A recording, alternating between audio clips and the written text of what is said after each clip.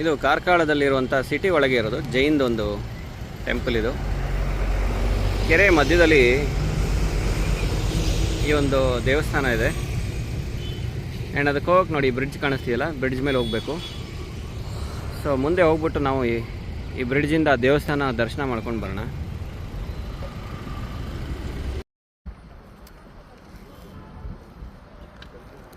ಇದೊಂದು ಸೇತುವೆ ಮೇಲೆ ನಾವು ನಡ್ಕೊಂಡು ಹೋಗ್ಬೇಕಾಗತ್ತೆ.